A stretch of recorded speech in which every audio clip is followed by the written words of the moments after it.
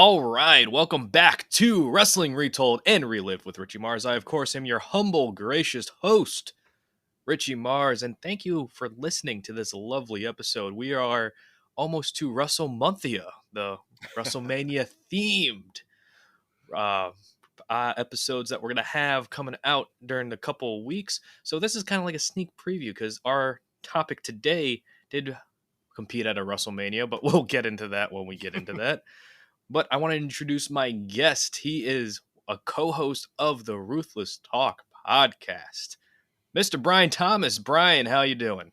I'm doing great, man. I appreciate you. Thank you for having me, man. I've been looking forward to this for a while now. Both this podcast and of course this retirement match this weekend, man. So man, really excited to be here and talk about it. Yeah, thank you for joining me. I couldn't think of a better person to talk about Sting. After the Bray Wyatt episode, we got talking, and I asked if there was anybody you wanted to pick, and Sting was your top choice. So, Yes, sir. why Sting as a choice of a topic? Not saying it's bad or anything, but why Sting? For me, Sting, man. I mean, I have to take it back to my childhood. Of course, well, my dad, got me, introduced, started in wrestling, bought all the magazines and stuff. And of course I knew, Hulkamania, I was around for that. But once Sting came on the picture in WCW, he was my guy, above Hulkamania. Once Sting was established there, from 87 to 88 to, 93, 94, I was a WCW guy. I mean, I still obviously I loved wrestling in general. Excuse me, but yeah, I mean, Sting was my man, and WCW was the show I'd be trying to watch.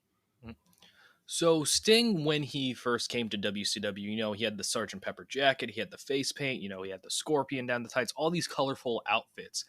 Really a big contrast to Hulkamania at the time, where it was the, hmm just the yellow and red.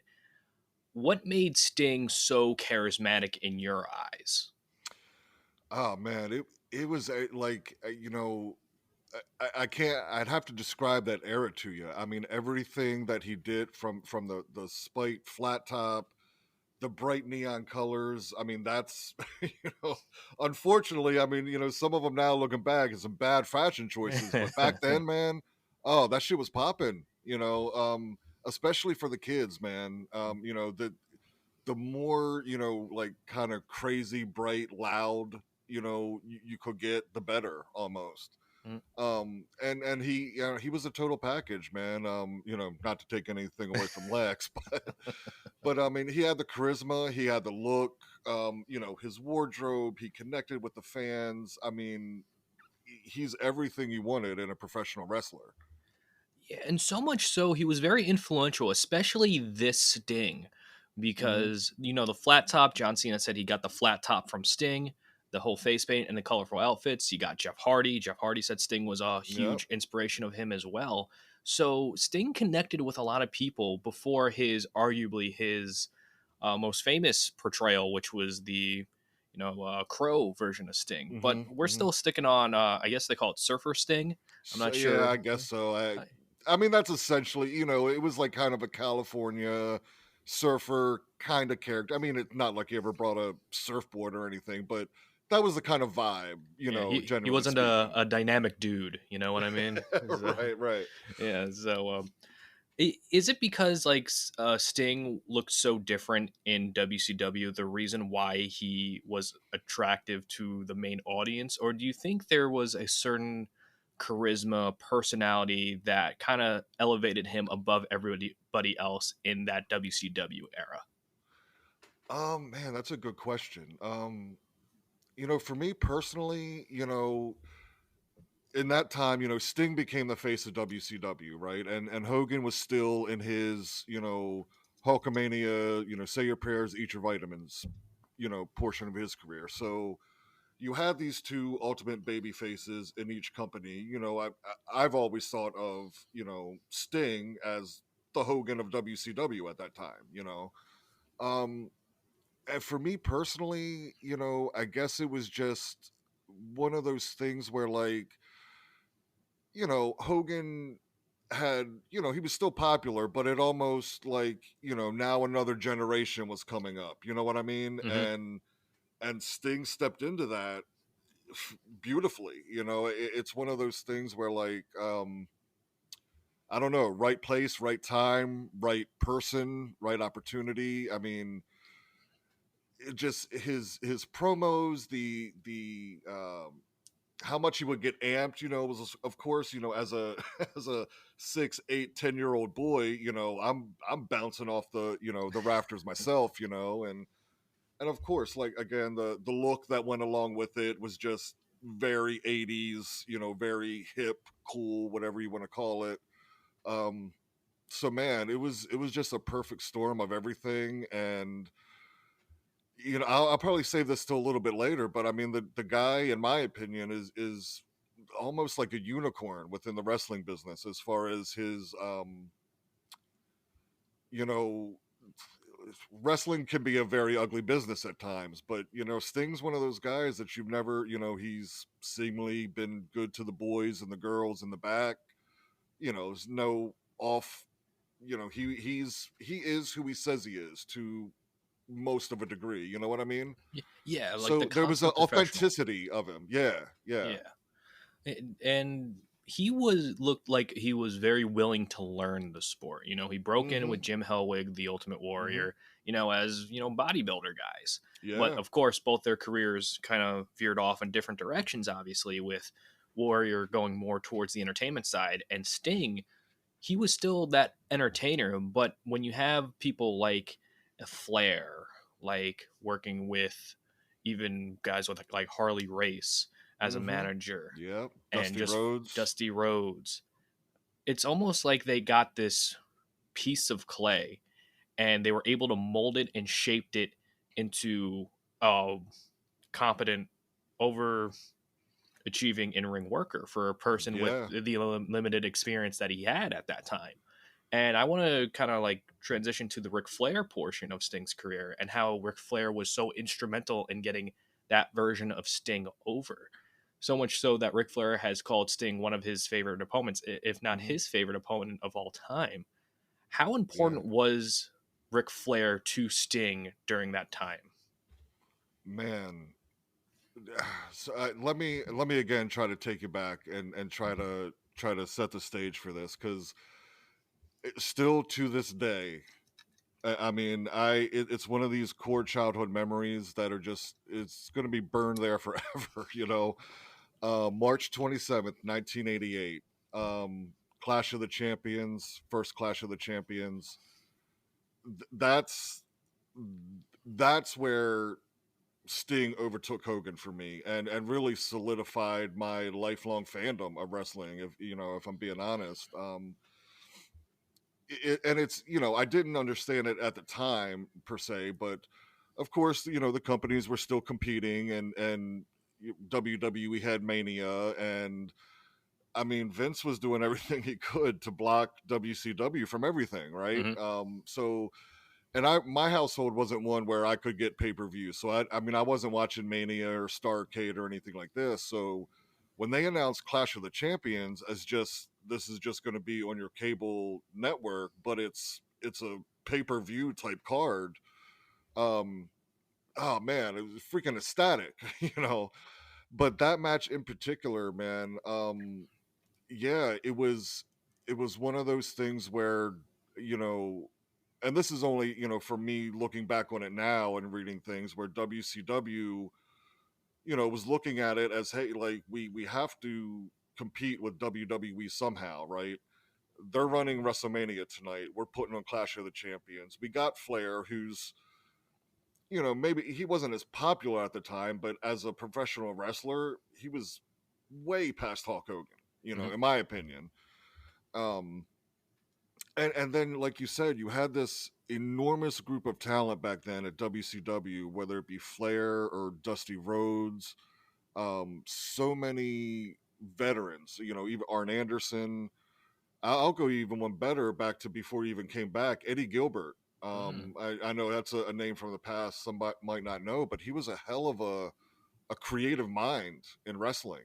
um So yeah, I think at that time and pitting him against Flair, like you could obviously see the talent and backstage his willingness to learn and grow into what he would become. But I would say, I would credit that to probably a Dusty and a Flair of seeing that in him and then also Sting going out there and executing it. Because man, when I tell you, I know the younger generation it's a slow match. It's a 45-minute match. It's an old school match.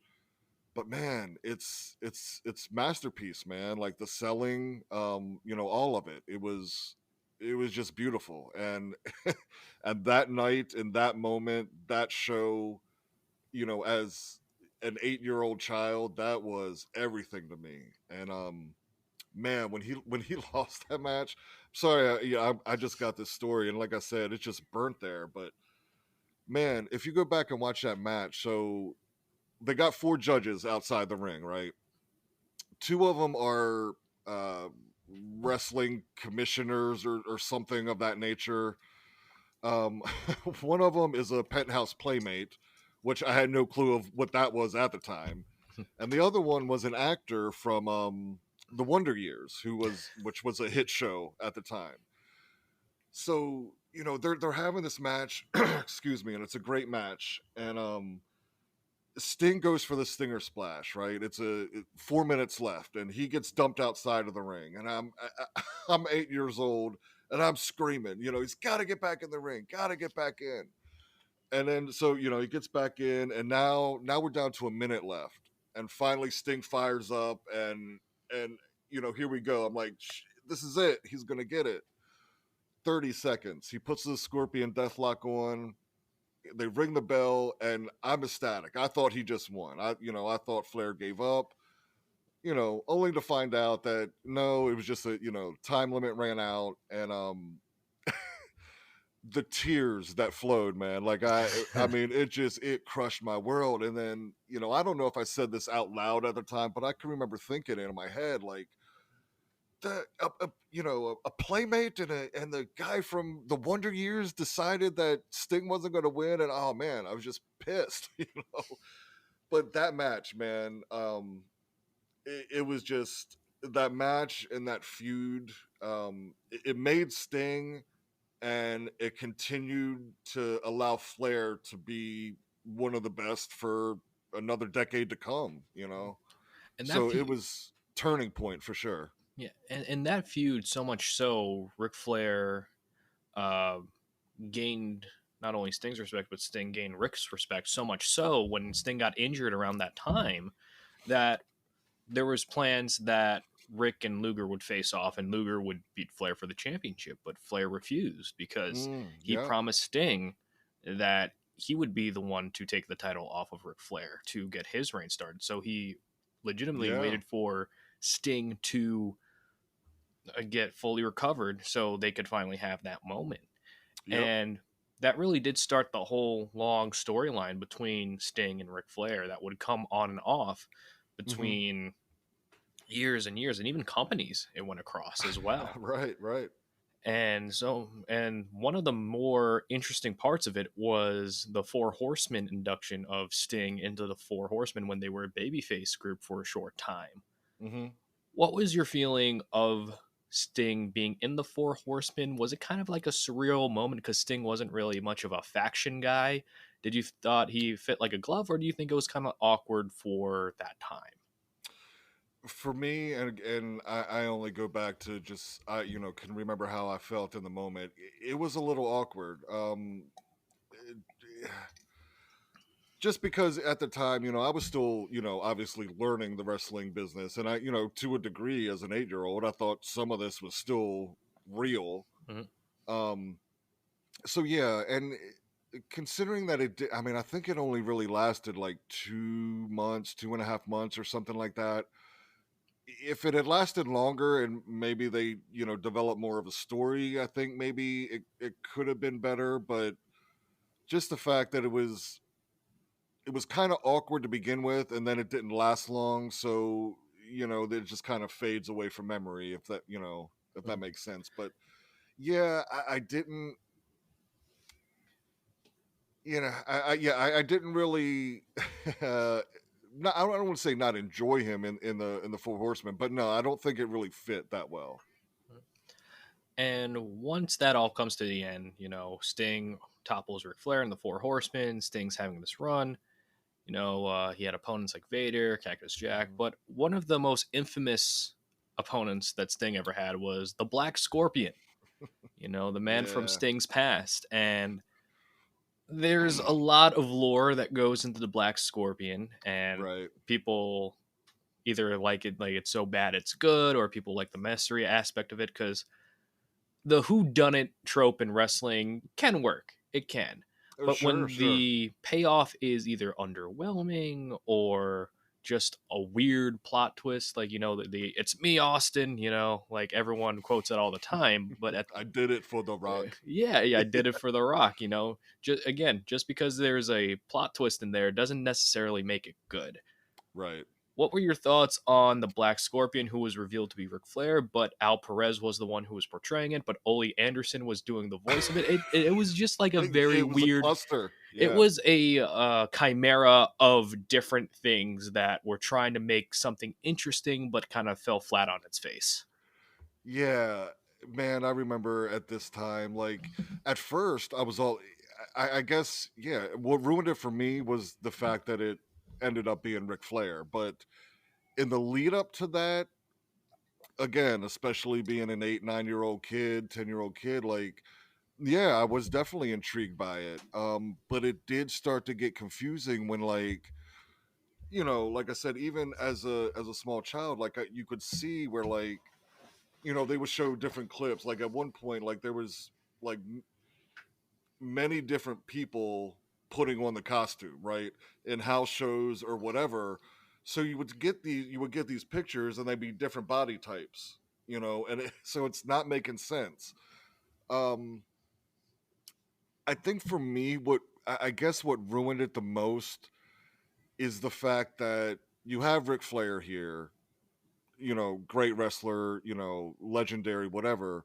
But at one point in this whole shtick, the Black Scorpion, kind of becomes a magician, you know, and then so when you get to the point of revealing Ric Flair, then you go back and try to connect the dots. You're like, wait, so Ric Flair's now just doing magic tricks out here, So that's where I think it really went south. But yeah, I've I don't know if it was a Ole Anderson, seemed to have a big hand in it, whether he wanted, I don't know, if he sabotaged it or wanted to be a part of it, but he kept jumping in and out. Um, Ultimately, it didn't work, and I think actually at the end, it still wasn't even supposed to be Flair. Uh, at least from what I've read and heard, like Flair just basically took one for the team. Like they all Mhm. realized that this is garbage. How do we get out of it? Yeah. And I'm just going to go out here and I'll be him. Mhm. Um. Yeah, So I have read that too. I believe the choices were either Flair or Tully Blanchard, but they didn't want Tully to do it because he did something similar to Sting, I believe a show or two before. And they hmm thought it would be derivative if Tully was the one to be the Black Scorpion, even though right, because Sting already beat him and Tully pulled something similar. So, like you yeah, said, Flair definitely took one for the team. And it really just kind of shows WCW at the time, because you had competent people who could oh yeah, be the Black Scorpion, and the intrigue of this person being from Sting's past. hmm And you could have utilized it. Like you could have had like if this was in like WWE or different places, they would have like backstage segments kind of set up where it's like hmm Sting's talking to somebody, like let's say it's like Luger or somebody like that. right, And then it's like, all right, Lex, I'll see you later. Then like things start happening, the Black Scorpion starts taunting, and then you kind of build, is it Luger? Is it this? Is it this person? Is it this person? You right, can have so many layers. And I think the thing that mysteries in wrestling are more often than not successful is they start with the mystery, but with all good mysteries, you have to have the person behind the mystery and then work your way back. And when right, you have yep, a episodic product that is booking shows week to week, usually, it's hard to kind of get from the beginning to the end with a cohesive story. And I Hmm. think the Black Scorpion definitely was hindered by that, of just a combination of they didn't know who they wanted the Black Scorpion to be, the person portraying the Black Scorpion in ring leaving the company. Right. So there was a lot of things that just it couldn't even get out of the gate. Yeah, and I think another thing that they messed up kind of in the beginning is in the beginning they very heavily referenced, I believe like 1986 California, making you believe or pointing you in the direction that it's the Ultimate Warrior or the Dingo Warrior at that time. But Mhm, during that time, that was at the height of Ultimate Warrior in WWE, mhm. so and we weren't quite yet to the Monday Night Wars and things of that nature. And so I think also for the audience, like at least I don't know what adults were thinking, but even I as a kid back then was thinking, well, it's not going to be the Ultimate Warrior because he's literally red hot in the WWE right now. Mhm. So you're really leaning into this 1986. I'm a person from your past, almost to the point where like if it was anybody other than the Ultimate Warrior, it was going to be a letdown anyway. You Mhm. know what I mean? Yeah, it's kind of like it's almost like a cheap way of adding more interest into a story that's not going to have a big enough payoff to Hmm. deliver on that. I Right. think I do remember a promo where I think like Mean Gene was like talking to the Black Scorpion, and I think the Scorpion said, "Ask Sting about Tulsa" or something like that. Yeah, and then they So, move to right. They go from California to Tulsa. yeah, And yeah, and like it's just what? like I'm like okay, Yeah, yeah, okay, we're just playing geography at this point. right. But with Sting, and we're transitioning more into the Turner era of WCW, and Sting had a big successful career before that transition. Like I said, Hmm. opponents like Flair, Vader, Cactus Jack, Ravishing Rick over the International Championship, Great Muda, great Great Muda man. as well. Yeah, Just like absolutely. all of these different opponents. What did you think about Sting in this transition? Do you consider him the top star of the franchise of WCW at this point? Oh yeah, yeah. I still until I mean, I would even say from in my opinion from that moment in 1988, I think until you could put Flair up there at times, but yeah, I think he was the face of that company for the remainder of that time, even when he was gone a little bit and things of that nature. But like he was still putting on. I mean, 1992. I kind of think in some ways he had a match with Cactus Jack at I always want to say it's Bash of the Beach, but it wasn't Bash of the Beach. Um, It wasn't Havoc, was it? No, it was another. It was something. It was another beach thing, but it wasn't Bash of the Beach. I can't remember what it was. But anyway, that match kind of, I feel in a way, even solidified Cactus Jack. A little. Yeah. Put him on the map a little bit more. But that was a fantastic match. Like I said, his matches with Muda when they were feud. This is a little bit earlier, but Mhm, when they were feuding for the television title. Vader was another one. Nikita Koloff. I mhm, mean, yeah, just so many. But yeah, even in that time, the early '90s, up until and even when Hogan did come in, I mean, I know he was the bigger star, but I still would say Sting was still the face of WCW mhm. for me. Yeah. And I just googled the Cactus Jack thing. It's a Beach Blast. Beach That's what Blast, that's what it yeah, was. Yeah, yeah, because it, yeah. it was it was gonna bother me the whole show if I didn't remember what it was. So we got this transitional period, and with that transitional period into TNT, with Monday Nitro, with Hmm. Luger coming back, all that kind of happening, Sting's appearance began to change. No longer having the black flat top, he's now growing out his hair Hmm. brown, dark tights, but he still has the neon, colors, neon Right. scorpions, the neon face paint. What did you think about this kind of transitional period for Sting? Did you think it was jarring at first? Did you think it was like one of those things where he doesn't really know how to enter this new era, so to Hmm. speak? Because we had many superstars that had quote unquote identity crises. I mean, we had Okada after he lost the IWGP Championship walk around with red hair and balloons for a year. Right. So it's like sometimes when the top star changes their look at least a little bit drastically, and we're going to get to his other drastic turns, it's jarring for the audience. Did you think that Right. impacted his character or charisma at all? Um. Yeah, that was an because at this point I'm a little bit older. I'm in my teen years now, and I always like because you could feel a shift happening. Even like I said, it's hard for me at least not to compare the Sting's whole character and fan base was kind of the same thing as Hogan's. And you're seeing that shift now. Where like, yeah, we're sick of the prayers and the vitamins and the ultimate babyface good guy.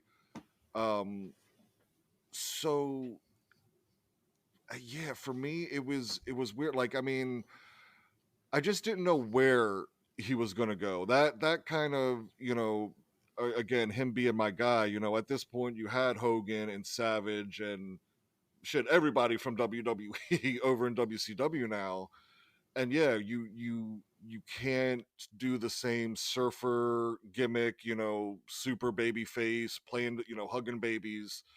Um, so I did like I just kind of wondered how he would fit in it. Not that I was like worried per se.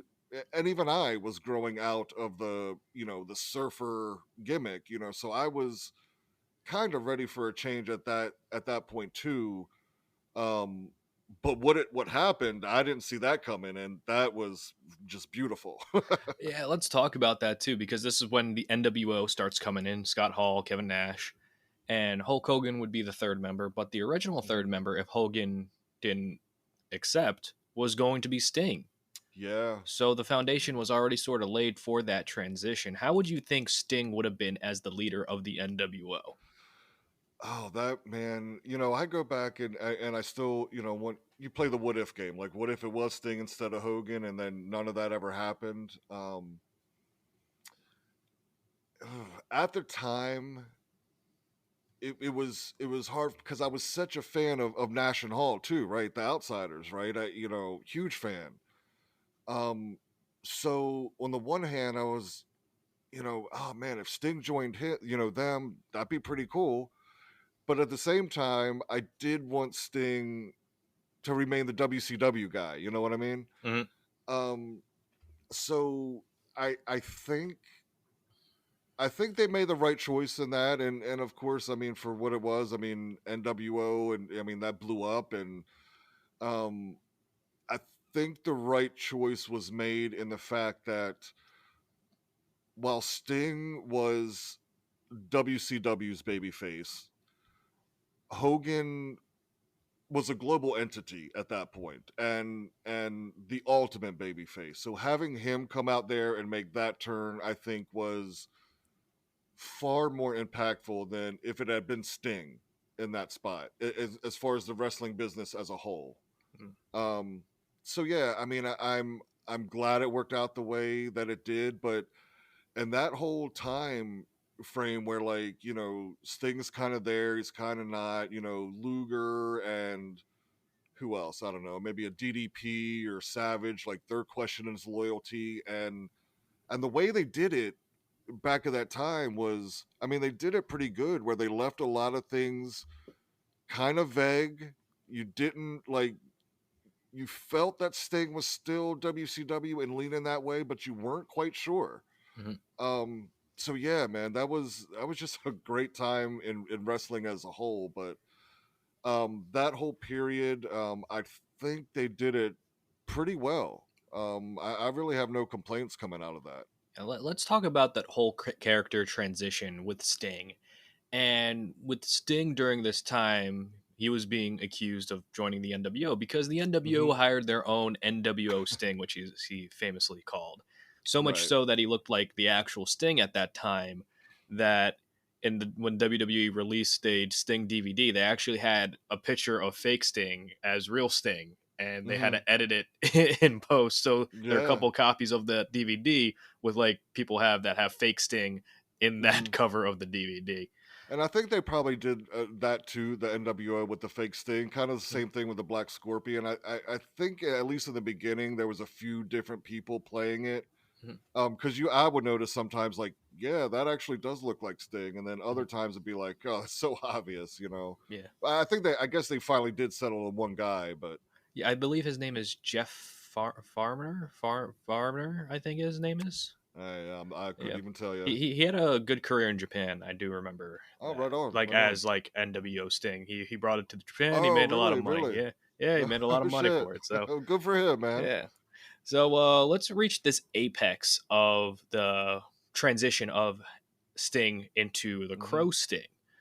So the whole War Games concept, and this is a smart way to build this multi-man match with this one overarching story that Sting has betrayed WCW.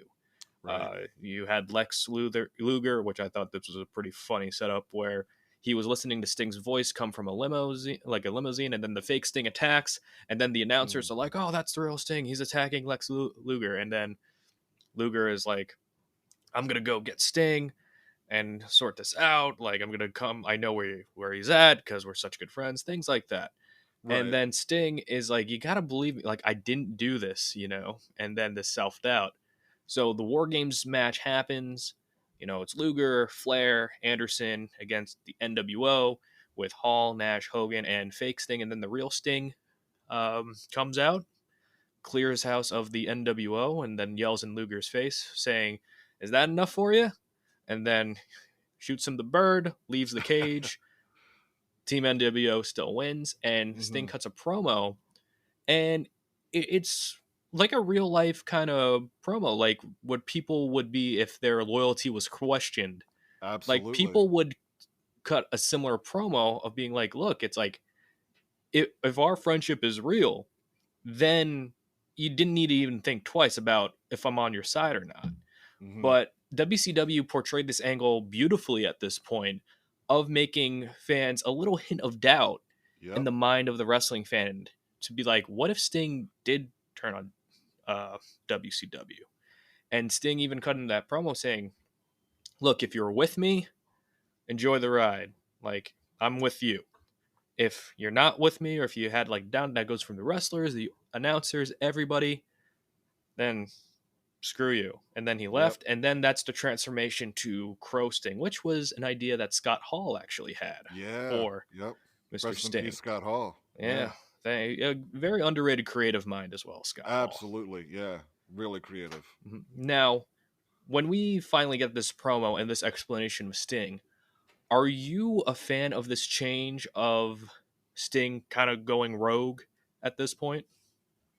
100%. Because that's, you know, um, at this point, I don't know, 16, 17-year-old me, whatever, that's exactly how I felt, right? Like I've been here, I've been the man for X amount of years, I've had all your backs, and then excuse me, to go out there and then lay waste to NWO and then, end it like he did with, getting in Luger's face and flipping in the bird. Like I thought that was awesome.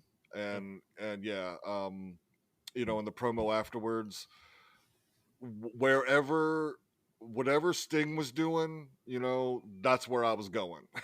Yeah, I was 100%. I loved it. So let's talk about Crow Sting, as he's nicknamed. You know, doesn't speak, doesn't really do much. He's looking and looming over the rafters of Hmm. WCW. He has the baseball bat now. He uh, comes down from the ceiling.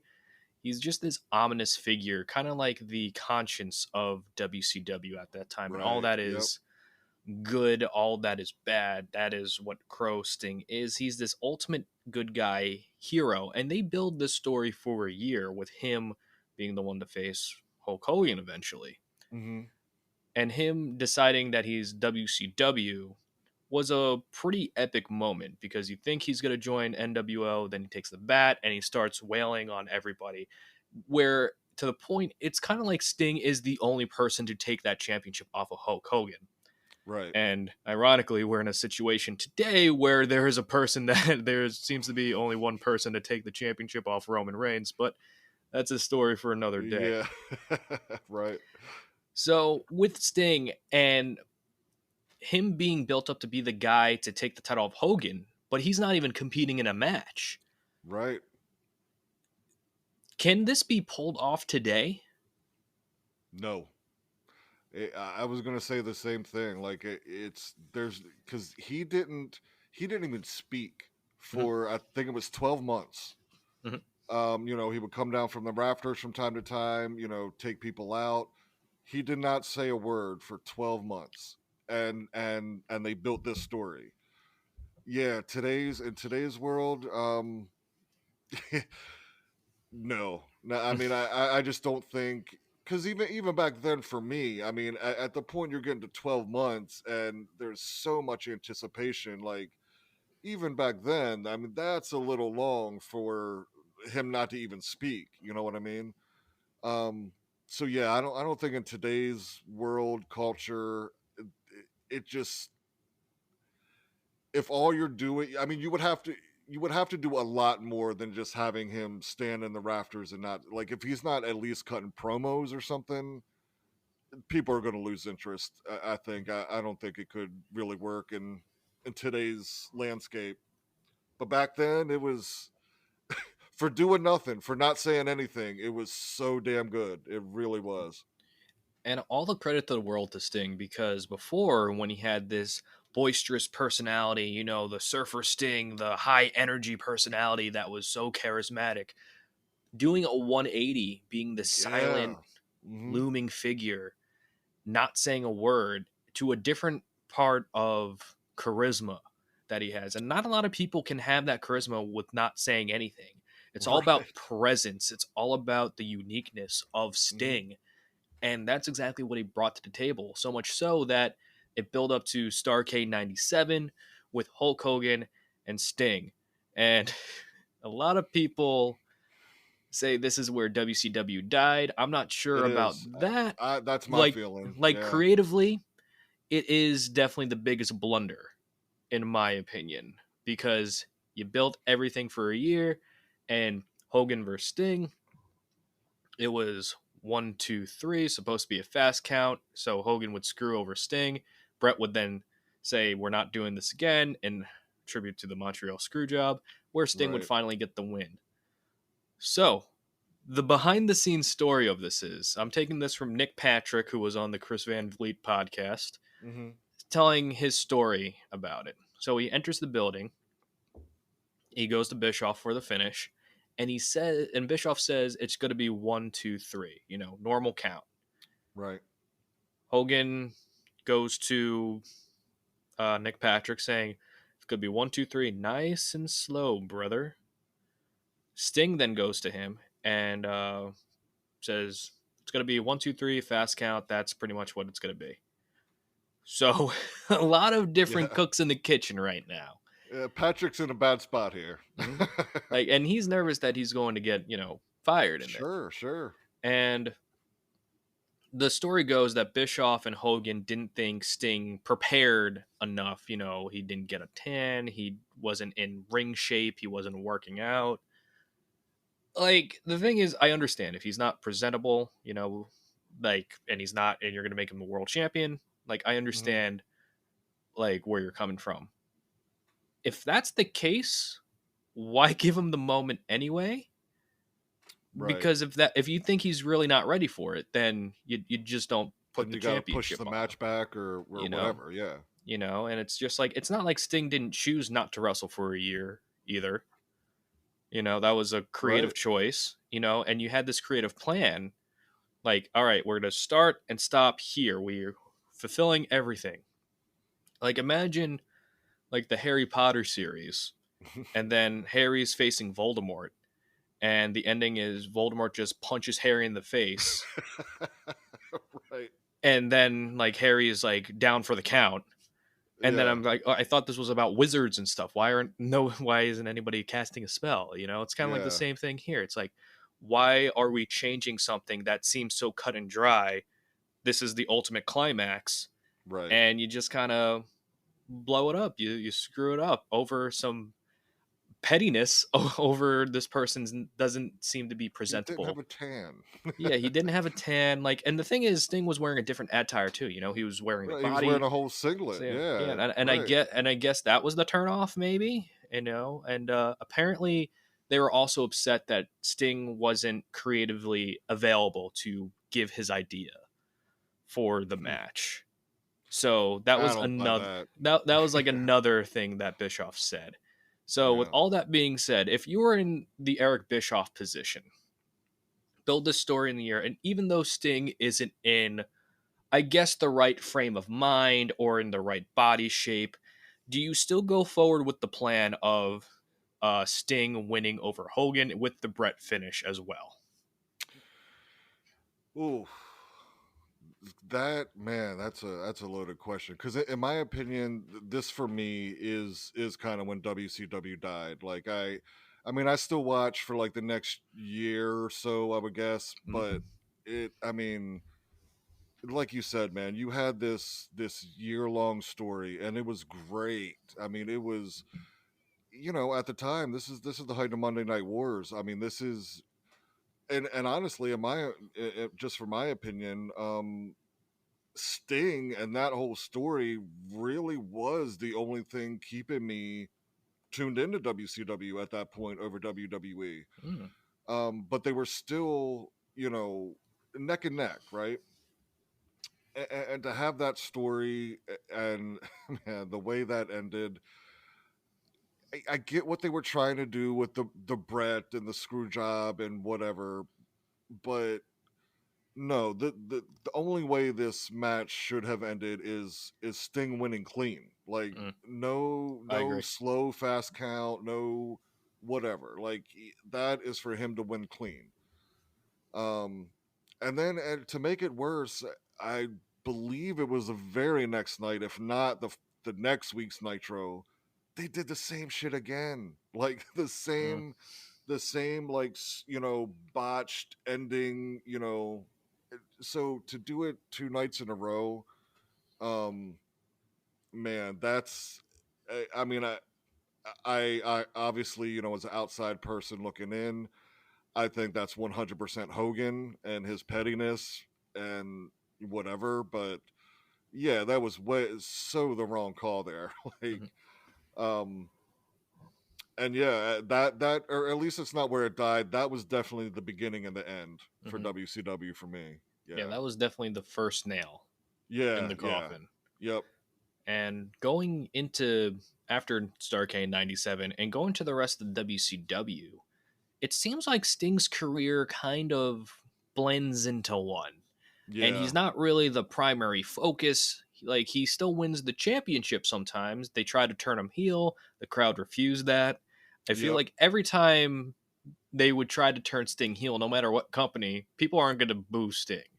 Like, he Right. looks like this scary guy, but no one feels like he's going to boo Sting. Why do you think makes Sting such a perpetual babyface to the audience?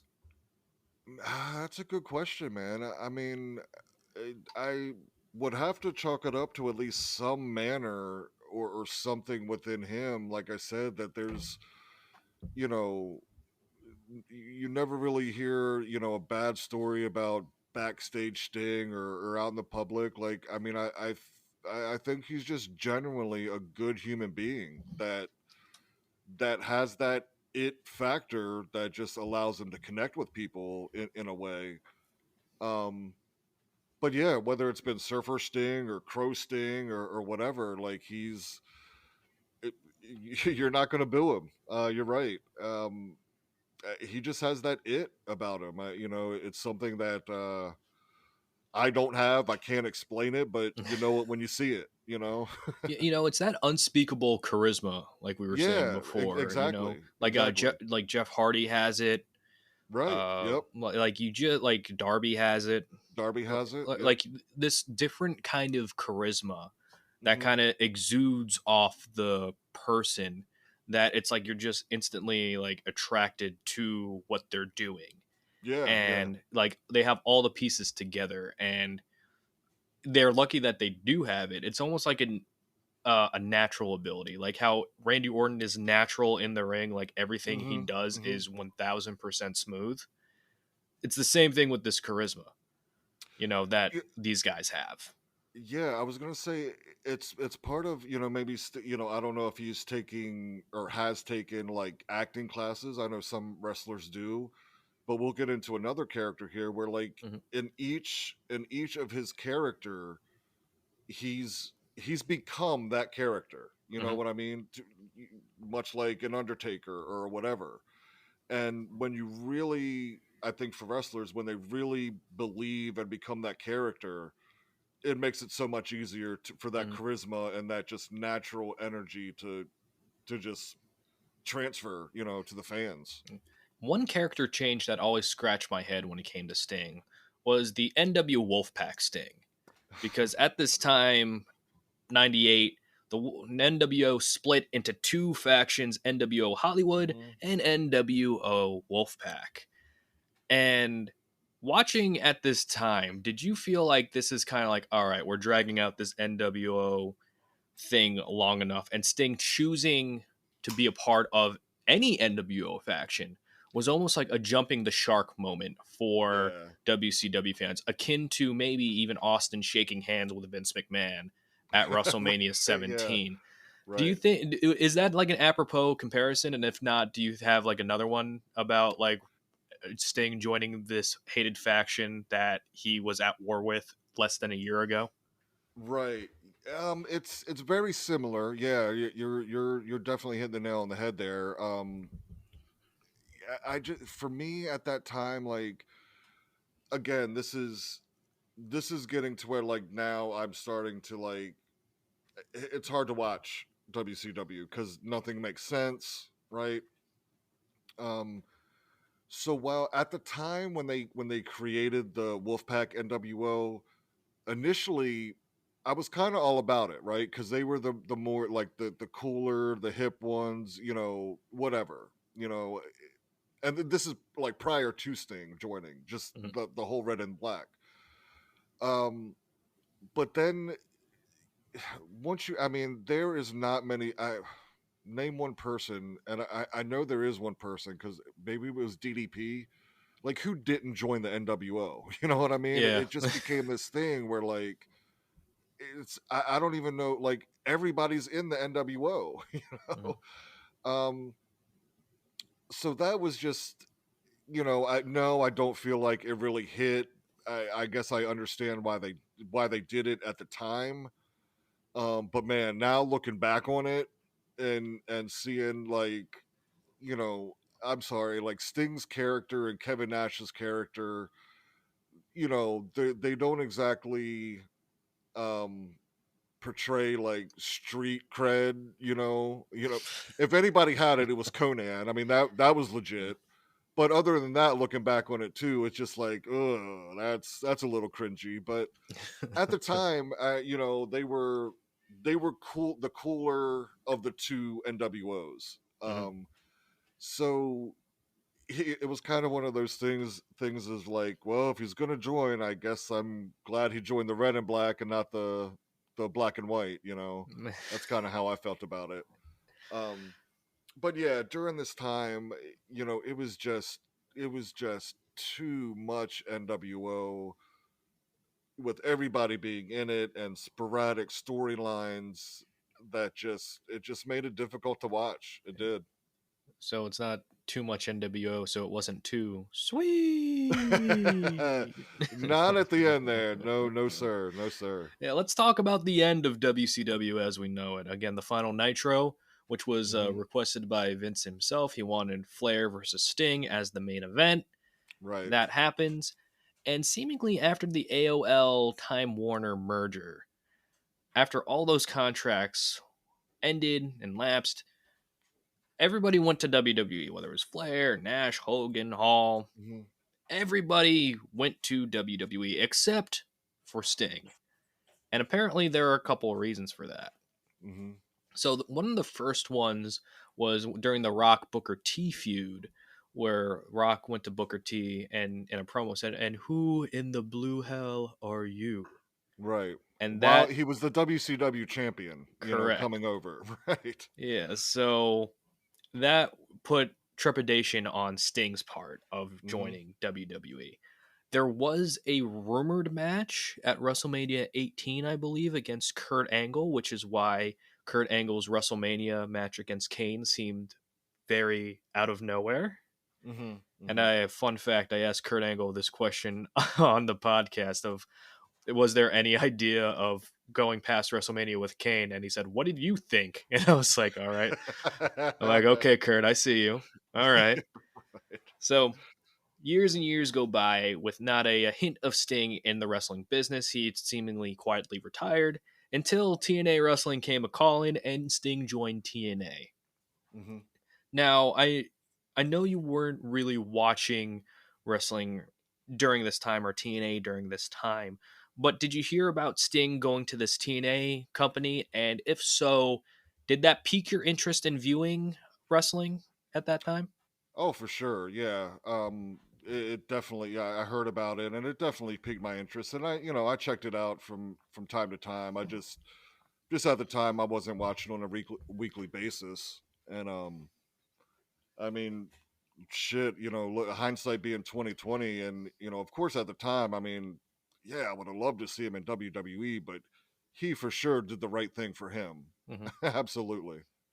Yeah, and in TNA, he was really portrayed as a top star, as a Hmm. cornerstone, like he was in WCW. It's almost like he Right. never left. And to a certain point, with the ending of WCW, there with TNA in the beginning, they were treating him like royalty. Right. Every year, Bound for Glory main events, world title matches, world title runs, almost everything in between. Hmm. But I want to talk about two specific things that were mega important to Sting's run in TNA. One being the main event Mafia, and the other one being Joker Sting. So Hmm. let's tackle the main event Mafia first. And as a faction, this is a cool idea. Just Yeah. former Yeah. main eventers coming together as like a mafia esque group and trying to run roughshod over a company. Now, Sting's role, he was the world champion, but he wasn't the head of the main event Mafia. He was kind of like their ace in the hole, so to speak. Right. What are your thoughts on factions that have a world champion in the group, but they're not necessarily the leader? Do you think that's the right decision, or do you think it kind of depends on the situation?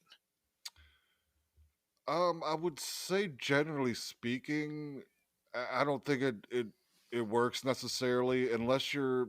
I mean, because you're already the breakup is already built in, so to speak. If you're, which I mean, I guess they always do break up anyway. So if you want to go that route, but nah, I mean, I would tend to say like if it's a faction, then the head guy should be the champion. But then again, it can make for good storytelling, right? Because it's a built-in tension there.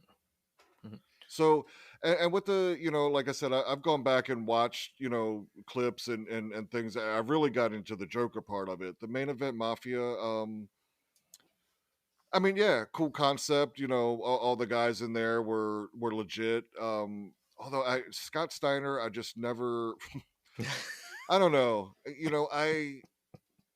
He's I know, since leaving, and even towards the end of WCW, he was like the top. I even think maybe he was the leader of the NWO there at the end at one point. If I'm wrong about that, but anyway, like Scott Steiner's never been one to me to like where he's not the top guy. So why is he the lead? You know what I mean? Why is he Mhm. the leader? Right, yeah. But I know he was again in a different character, a different point, and he was still a star, no doubt.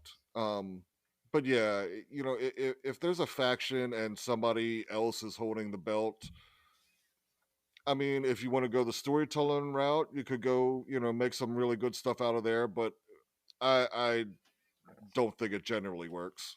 Hmm.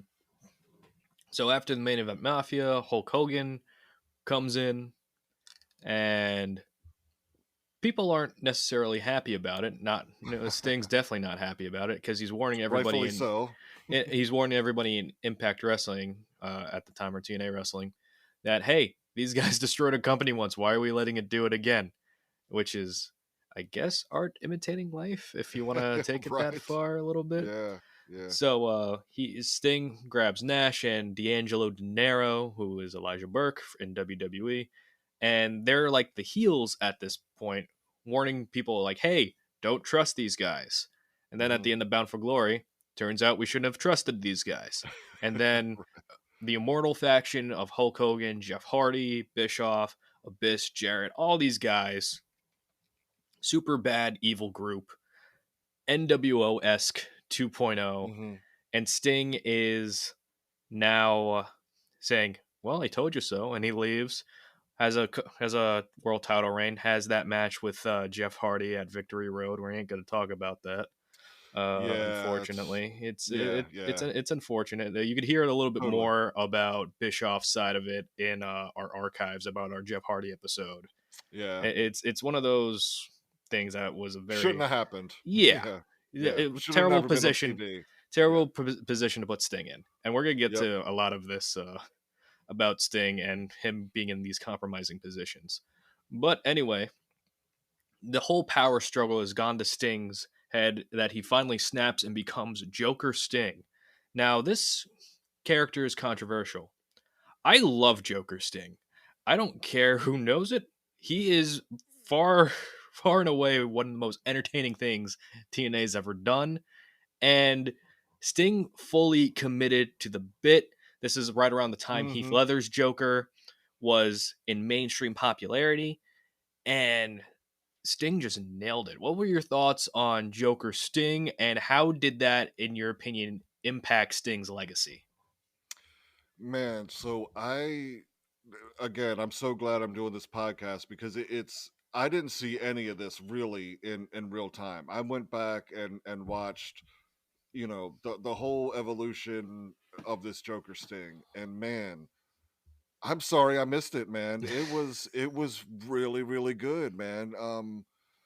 Like I just mentioned about like his acting, and you were talking about like his charisma and always being able to connect.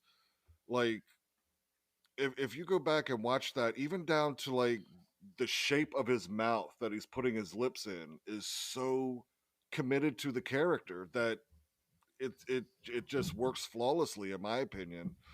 Mm, I mean, I started from the I guess this is kind of when it started when there was a backstage little video of like him and Hogan, and they're getting into it, and finally he kind of pushes Hogan back in the chair and rubs the makeup on him. yeah, But that whole lead up to that, and then going forward from that, man, uh, really, I'm sorry that I missed that in real time because I thought that was really really good. there were a Yeah. lot of fun bits. Two that I remember the most were, well, three. I'll go go Yeah. Yeah. in order of ridiculousness. I remember watching all of these live. There was one backstage segment like Kurt Angle enters the locker room and Sting's like on top of the lockers, Yeah. like just singing "Rising Up to the Challenge of Immortal," and Yeah. just like putting his own lyrics to it. And Kurt's like, "Sting, we got to do that," and Sting's like, "Okay, Kurt, we're gonna go." Like again, he's like all peppy and happy, and Kurt's like, Hmm. "What? Oh, he's like, Hmm. what are we doing?" And then there was another one where Sting traps Bischoff in his office with, I think it's a crow. I remember it was like a bird. Yeah, it was a Yeah, crow. Yep. it Yep. was a crow, and then Bischoff's like all the way like back, like frightened that that Sting's like the crow on him. And the one is the week after Sting beats Mister Anderson for the World Championship, and he's like, "This is the part of the promo where I say we can do things the easy way, or we could do things the hard way. So we're probably going to do things the hard way now, ladies and gentlemen." And he's like, just the Yeah. inflection in his voice, you could tell, one, he's having fun. Yep. Two, this is a completely different guy, and you believe like in the wrestling setting because because us as wrestling fans, we want to be worked. Sure, That's sure. essentially that what we want to do. We want to be worked in a fun way, Right. and you could see like in this universe why Sting would snap at Mhm. this like whole Hogan Bischoff thing and become Joker Sting, and it really did put some longevity into his character that from then on he would continue to carry over to WWE and AEW, which we're gonna Mhm. get to in a little bit.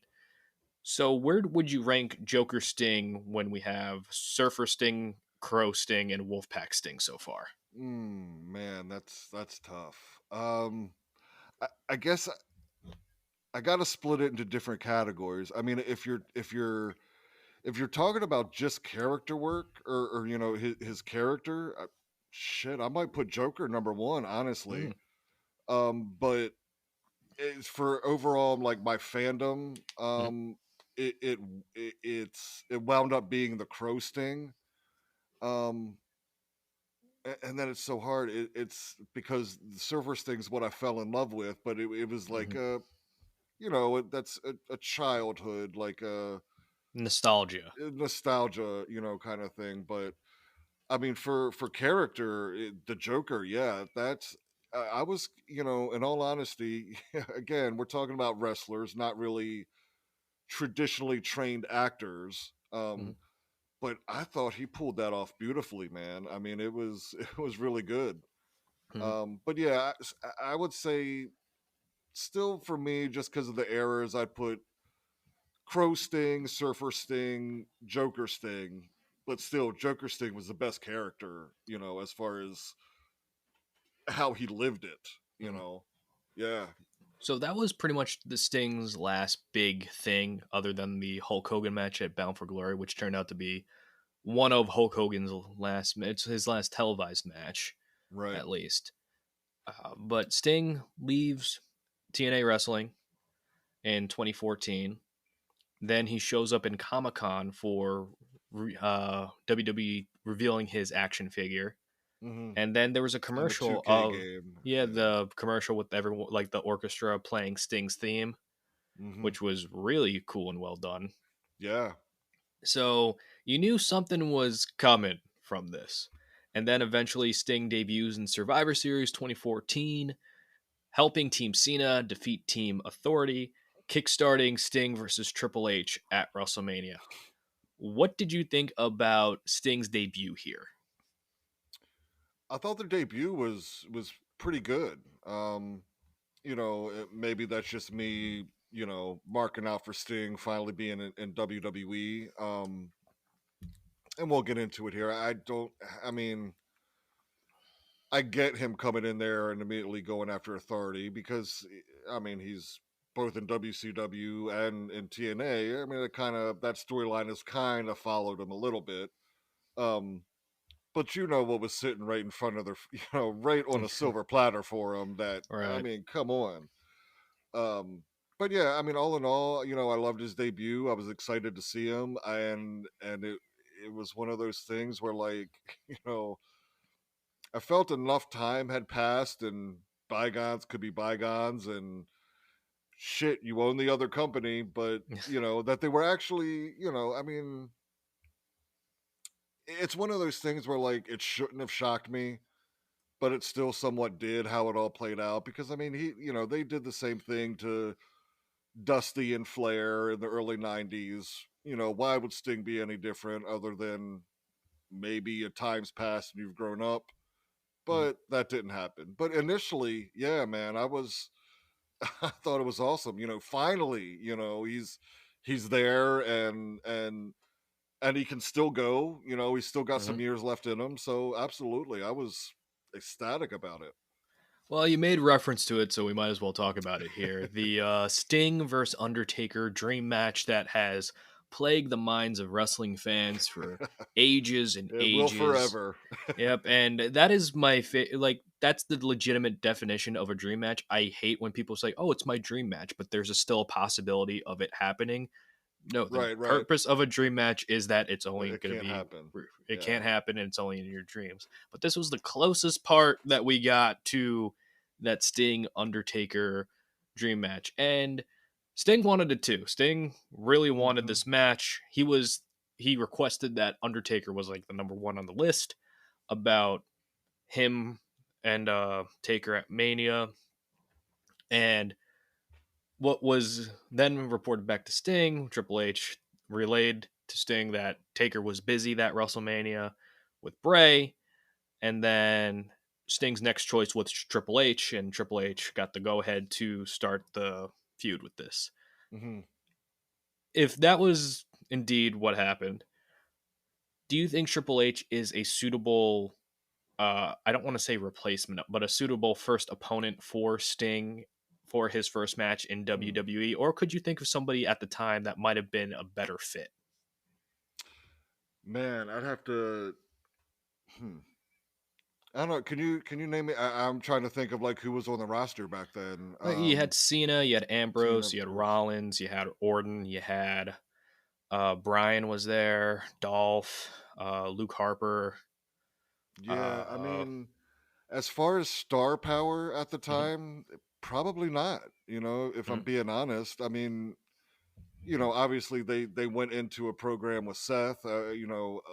Other than maybe Seth at the time, mm, yeah, if it's not Undertaker or Bray, you mhm, know, um, yeah, just as far as star power, I don't know that there was anybody to match Sting in that, mhm, other than Taker and Triple H. mhm. Now let's talk about the storyline of Sting and Triple H, where Sting challenged Triple H to match at WrestleMania, and for whatever reason, there were some odd things that were done during this feud that Oh I yeah. don't want to say rubbed me the wrong way, but was questionable. Like they kept calling Sting the vigilante, which Hmm. was which plagued my mind because I watched Arrow. I watched Arrow for a couple seasons, and they kept calling Arrow the vigilante. I'm like, Sting doesn't shoot a bow and arrow, so why are they calling him the vigilante? Right. But calling him the vigilante, making the crux of this feud WWE versus WCW until Sting finally said in a promo, he's like, "That's going to be ridiculous at this point. Why would I like be avenging WCW or upset that WCW, Right. went under?" So, what were your thoughts on this feud heading into WrestleMania? Um. mm, It's one of those things where like I wasn't on board with it per se because I kind of knew where it was headed. Like if you had made that went that route storyline, but then Sting won, okay. But how it went, of course, it's one of those things where like you know Vince McMahon and whatever WWE, they love to say what's best for business, right? Hmm. Sting, almost in whatever you wanted to do with Sting, is what's he's going to make millions of dollars, right? And Hmm. it just this to me is probably the ultimate the ultimate Vince McMahon saying fuck you. So much time has passed. It doesn't matter anymore, but it's still one of those things where like I didn't create Sting. Sting's not WWE. Triple H is going over, and we're it's that's kind of how I feel about it. And again, what's best? That's I mean I don't know what fan if you wanted to pull fans like at that WrestleMania and that outcome. I mean, I don't.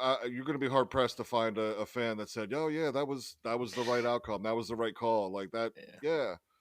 I mean, it was just 100% Vince being Vince because he can, and that's what happened.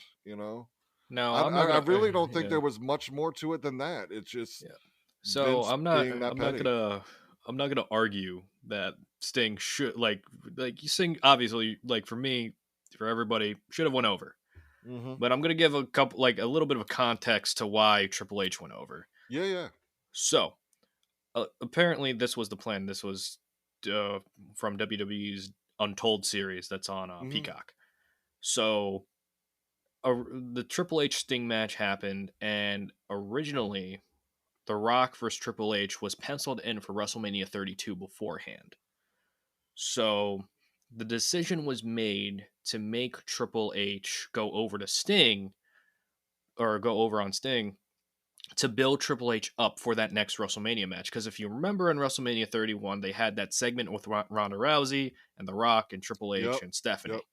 Hmm. So Sting was kind of a means to an end. Sure. And of course, hindsight being 2020, that WrestleMania 32 match didn't happen because something with The Rock's schedule came up. Surprise, surprise. And that all kind of went out the window. And with Sting, again, he wasn't a spring chicken at this time. This is his first WWE Right. match, and we're not sure if Sting is going to continue his career, whether this is going to be a one and done sort of thing. So, when presented with all of that, the decision still, in my opinion, doesn't really add up. But with that, do you see where WWE was kind of coming from of why Triple H went over, or do you still think it's kind of like a combination of like Sting's not the creation, and also we're trying to build Triple H up for this Rock match? Um, yeah, I mean, I can definitely see that being the case, and also it's one of those things where I've wondered, because ultimately his run came to an end because he got injured. So, Hmm. there was obviously, some plans and whatever. I mean, you wonder if like, okay, there was an agreement beforehand, like, okay, you're gonna lose at Mania, but we're putting you in this program with Seth, and you know, however that played out. But Hmm. to me, like, I don't think I wonder if it's maybe because I came from that era that like you wouldn't need to explain, you wouldn't need to make Triple H any bigger to me to face The Rock. You know what Right. I mean? Yeah. Maybe for generations that came after me, obviously Triple H wasn't wrestling as much. Hmm. Yeah, I mean maybe I guess just looking at it through my eyes, you don't have to build Triple H for anything really. Hmm. Um, and yeah, to have Sting come in there, and then do you want to talk about the match at all, or just Yeah. Yeah. Well, okay? let's get Because into the yeah, match a well, little bit. yeah, yeah, So the actual match, before the chicanery we'll talk about, uh, I thought it was pretty solid. Sting looked yeah, good. yeah, I think that it was like one of his matches that he's looked great, and he didn't look that good in a long time. And Triple H yeah, again yeah, is a great dance partner to a lot of people, yep, and of course Triple H had his obscenely long entrance with the Terminator deal.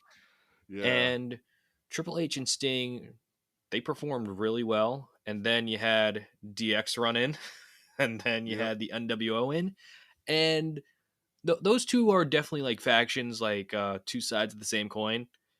But it was one of those things where it felt like Gaga for the sake of Gaga for a little Absolutely. bit, It and because it made no sense to me. yeah, and like did it made for a cool moment? Sure, like seeing NWO Hmm.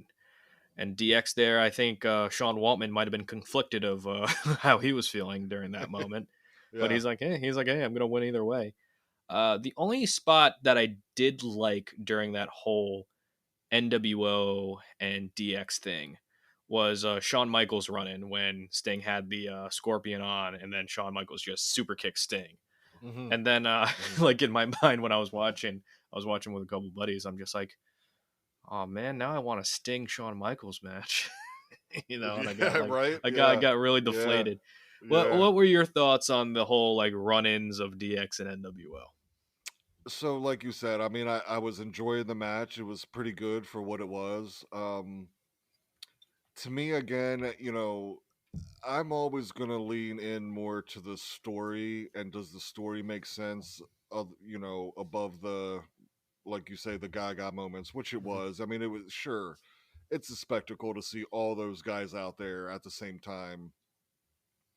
But storyline wise, it made absolutely no sense. I mean, if you wanted to have DX, like it would have made more sense if like, shit, I don't know, like Hogan came out there in his red and yellows. Like it just because you got DX, who obviously Triple H was the leader of whatever, and then you got the NWO, who again, if you know anything about wrestling, Triple H and Scott Hall and Kevin Nash are buddies, and then Hogan, who was the arch rival of Sting over in WCW.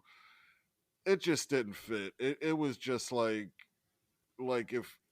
if anybody, I don't know. So you had who came out there? It wound up being the Road Dogg, Billy Gunn, X X Pac. Pac, Michaels, Shawn, yeah, yeah, Michaels Michaels came in later. came. Yeah, So and then you had Hall, Nash, and Hogan.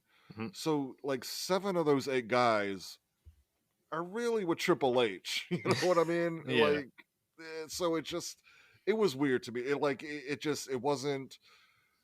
I wish they hadn't done it. Like, just have the one-on-one match and Mhm. just don't have the interference because it just didn't make sense to Yeah. me. It didn't fit. This is my own tinfoil hat theory, and I think they wanted to add some smoke and mirrors because I'm not sure if they were confident enough in Sting's ability at that time Which is because they're crazy to me, man. Like, I yeah, just, yeah, I don't know. That just seems crazy to me. But yeah, maybe. it's Yeah. one of those things where it's like enough like there's been a long amount of time passed since WCW ended, and they Mm, probably didn't know that he was active in TNA. But again, it was only for TVs, it was only for pay-per-views. sure. Uh, and usually those matches, I think there was one like TNA episode where there was only like 5 or 10 minutes of actual wrestling in an episode. Oh, So really? yeah, so there's some more very promo heavy Gotcha, for a gotcha. show that's total nonstop Stop action. action. You know, Right. so Yeah. it's one of those things where like it's weird that you don't have a confidence in a person like Sting. But Right. again, you're dealing with a guy who, in his company, only views his company. Right. And Road Dogg even said that Vince would ask him, "Hey, is this Sting guy any good?" You know, like not like as like like a derogatory way, but more of like a Right. concerned like this is what we're investing in. I want to make sure my investment is good. And it's almost like you And had the that's just blinders on. baffling to me. But Yeah, it's maybe like you. brilliant people like that, they do have this weird mind. Well, How when you could you not see know Sting? yeah, when you see wrestling like one way, Right. and it's all like hearsay. I doubt Vince is going to be sitting down and watching like Sting, matches. I think probably the last Sting match Right. he Right. watched before uh, he came in was that Flair match at the last Nitro, probably. Yeah. Right. Yeah. So it makes sense that like he has blinders on. That doesn't make like his opinion like really right, but I think Sting did well enough, so much so that they gave him the next match we're going to talk about, which is the Night of Champions match with Seth Rollins. Now, this is one of my favorite Sting segments, Hmm. and that is the trophy reveal with Seth Rollins. He won the U.S. Yeah. title the night before, Hmm. and then the drum roll, and then they lift the curtain up, and it's Sting. Some paint is chipped away because he was in there for a while, but I didn't care because it Yeah. came out of so left field It did. Yeah. that Yeah. Sting was like under that it made for a tremendous moment. What were your feelings on Sting facing, pretty much the new guy that WWE is building at this point? Yeah. It kind of gave me hope, because I mean Seth was a top guy, and okay, you're putting Sting in there with Seth, and like you said, that reveal, um, yeah, that was really good, man.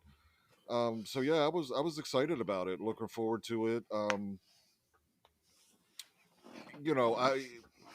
again, it's one of those things where like at that point I was thinking, Sting's his age. He's I'm not going to go back to the Vince stuff, and being WCW, but Seth is a top star now, and this is going to be for Seth.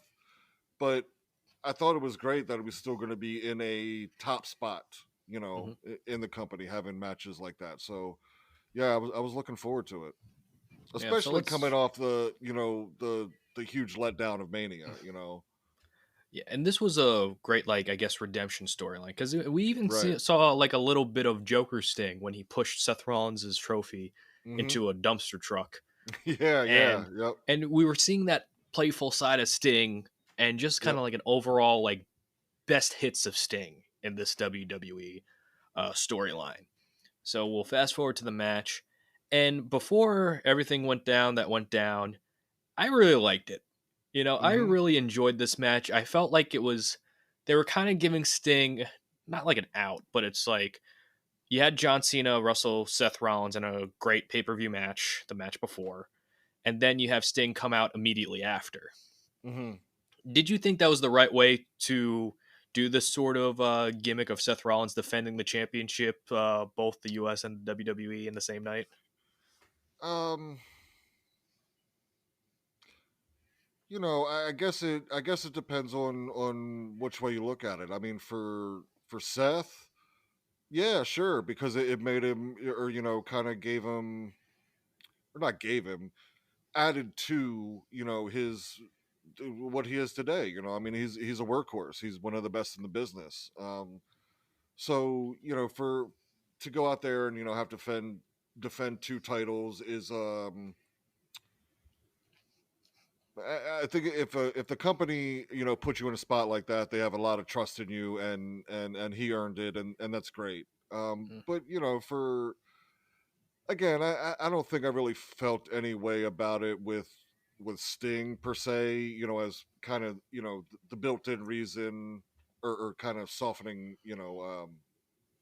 Rollins up, just because of the yeah, there is a legit age thing, and Rollins is 25 years his younger and in his prime, but um overall, I mean, I didn't have an issue with how that you know how that played out with just like one match after the other. I was okay with it.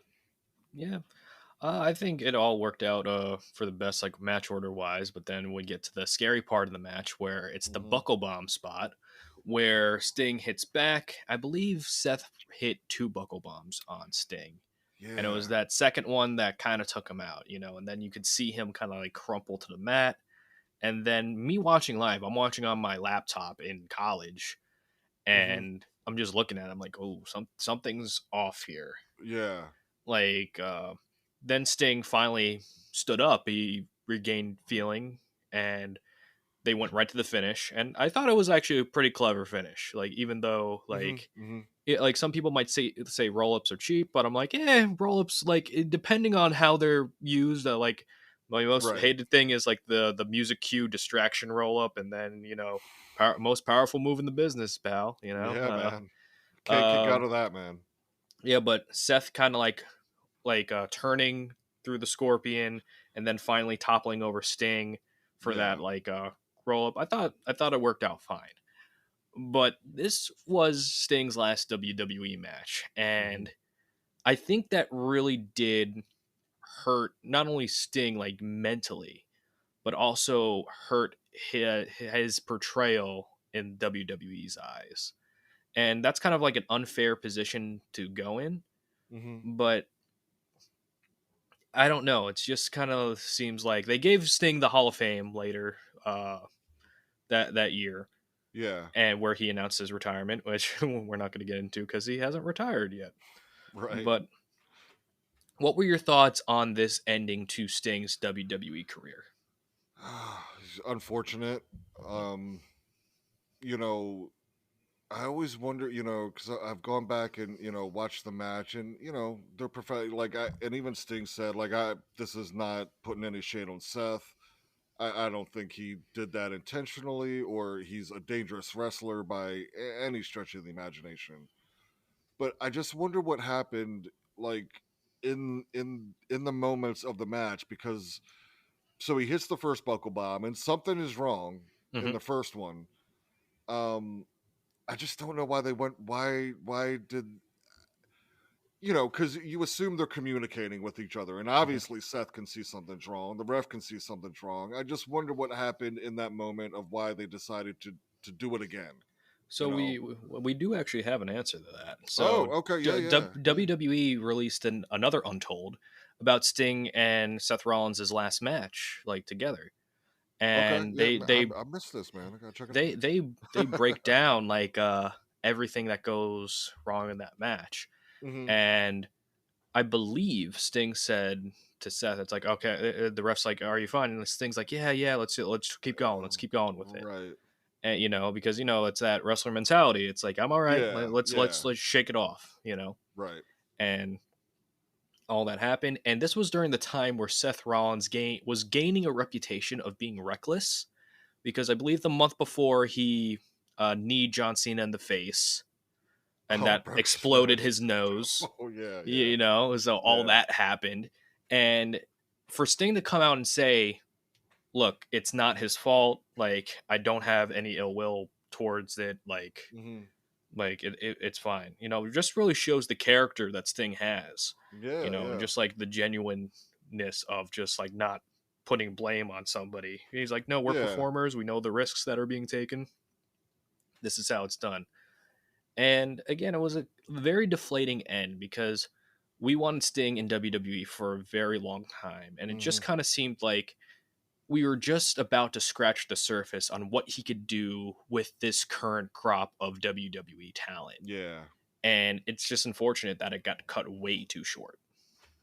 Yeah, yeah, that's pretty much my feelings with it too. Like I said, going back to the match, like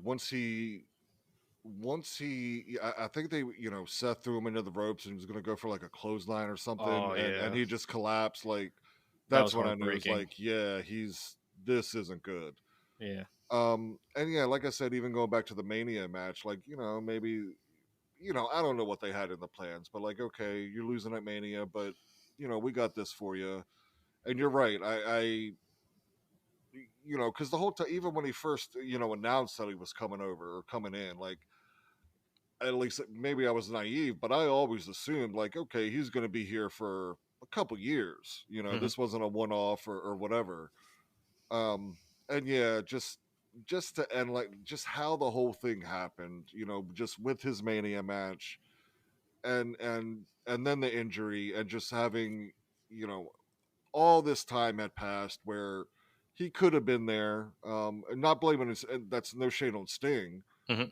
But things could have happened to where we would have seen him in a WWE ring earlier. Hmm. Just unfortunate. Yeah, I mean that's all I can say about it. Where would you think would be the perfect time for Sting to come into WWE? Oh, I mean, are we playing fantasy here? We're playing Because like, your full fantasy. You're running WWE. Sting's contract is up after the Time Warner stuff happened.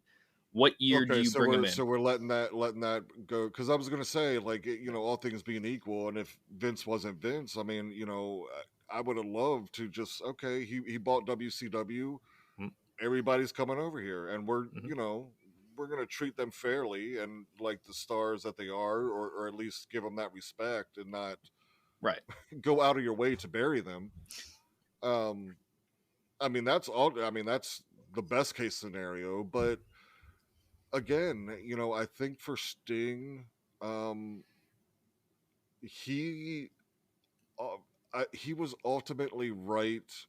I think to a big degree in his assumptions of about Vince and how he and his character would be treated in WWE. Mm-hmm. Um, and I can't fault him for that, man, because yeah, that's his work, that's his name that he's made without sided, Mm-hmm. nothing to do with WWE. So yeah, hold on to that, man. Yeah. Absolutely. Yeah. He was the one guy who Vince never had for a long time, Yeah, and then when yeah. he finally had him, it's kind of like chasing that dragon.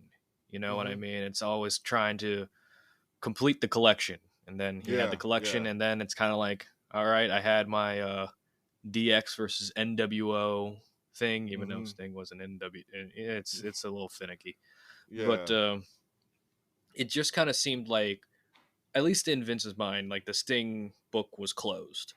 yeah, It's like he yeah. saw him as, all right, we're done with Sting with the whole spinal stenosis after the Rollins match. We're just gonna let the contract kind of run out, and it did run out. and then he showed up in AEW in 2020, Mm-hmm. and this is where he's going to end his career. Yeah. How do Yep. you Yep. feel about AEW being the place that Sting ends his career at? Um. Yeah. I guess at this point, I don't have a lot of sentimental. I mean, WCW has been gone for so long now. And he never. I don't identify him with WWE.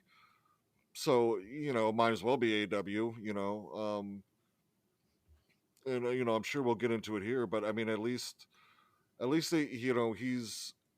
he's gotten the respect I think he's earned over his career in this run, and the fact that he is able to kind of go out on his own terms, man, I love that. Yeah, I mean that's fantastic. And let's talk about Sting's newest reincarnation, which is Hardcore Sting, and he keeps jumping off of everything. Yeah, And this man right. is in his 60s, and it just kind of seems like he's playing with the new cast, the new guys Yeah, that are yeah, in this generation, and giving back. He's helped Darby out a lot, being that yeah. mentor on screen, Yep. and just there's one thing that I won't fault AEW on completely, because there's a lot of criticisms you could give to AEW. I Hmm. will say, like you said, they did treat Sting very respectfully. They usually treat the wrestling legends there Yeah. very Yep. respectfully, and they always do right by them. And I think this is a Yeah. perfect, I guess you could say, epilogue to the career that is Sting. What do you think about Sting's AEW career compared to, his WCW, TNA, and WWE career? I've enjoyed it overall. I mean, like you said, so he came in 2020. What, he's 62 now, so at 58 years old, I mean, and I wouldn't expect him, nor should he be like the world champion or Mhm. anything like that. Right. So with how they've handled it, and had him in sporadic moments, and his partnership with Darby, I think has been pretty good. Um, yeah, overall, I've liked it. Hmm. You, the I mean, I guess if you're going out now, why not jump off a few tables? I don't know. I mean, just please be safe. That's all I ask. But yeah, overall, I think he's been treated with the respect he's earned, and given his age and where, you know, I'm not one of these people that, like, because he's my guy, like he should always be at the top. Like, Hmm. he's 58 years old. Like, other guys should be in that position. Hmm. If Sting can help and mentor them and put them over, fantastic. But that's kind of the role he's embraced, and where he should be. So yeah, going out and one last, having a title run.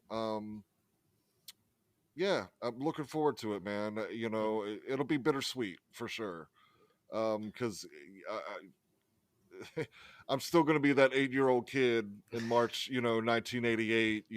Just wow, like I can't believe, I've 40 years, and I've seen it all, man. And Hmm. he's been there, in different aspects for 40 years. And man, it's crazy. but but yeah, overall, like, you hear our podcast, I got some things to say about AEW, but this they've gotten right. Hmm. So yeah, kudos to them. And I think it just shows a testament of how bulletproof Sting is, because we've went over a lot of his creative blunders, no fault of his own. We went over Yeah, Starrcade '97.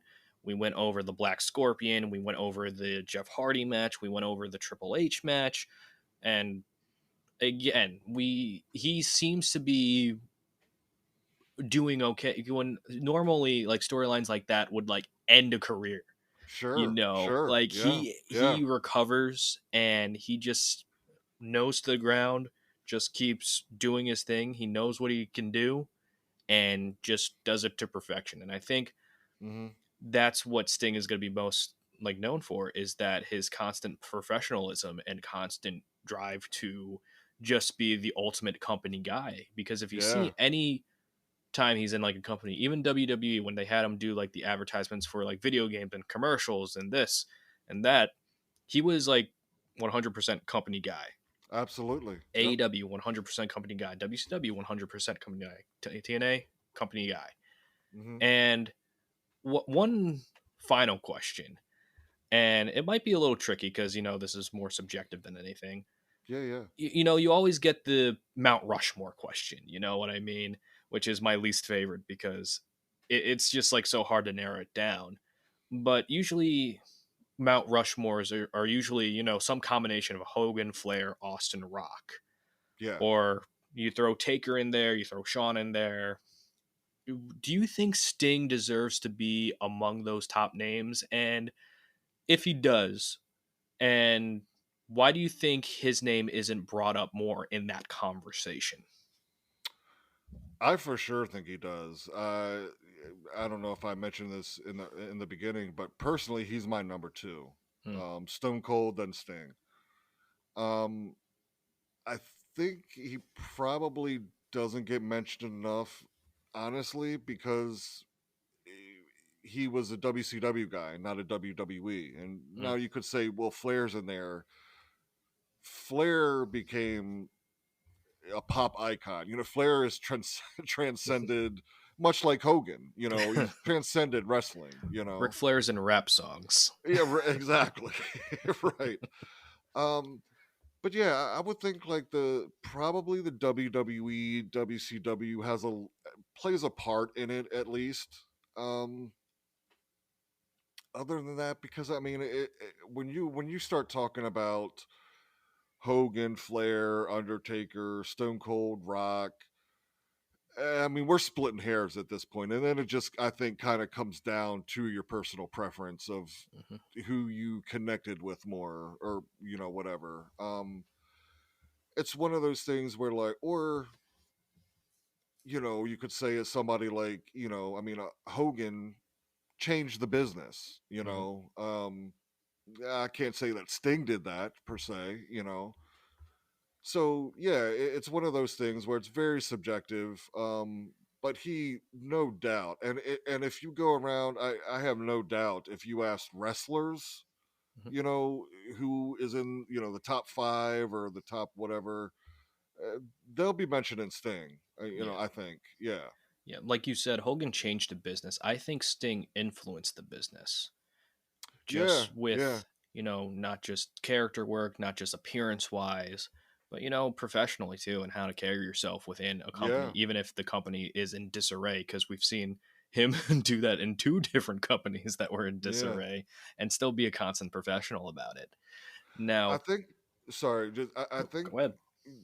Darby had just maybe did an interview or something like that. Like a player's And turbine or something. Tribune or maybe like, that's yeah. what that it was. But he made this comment of like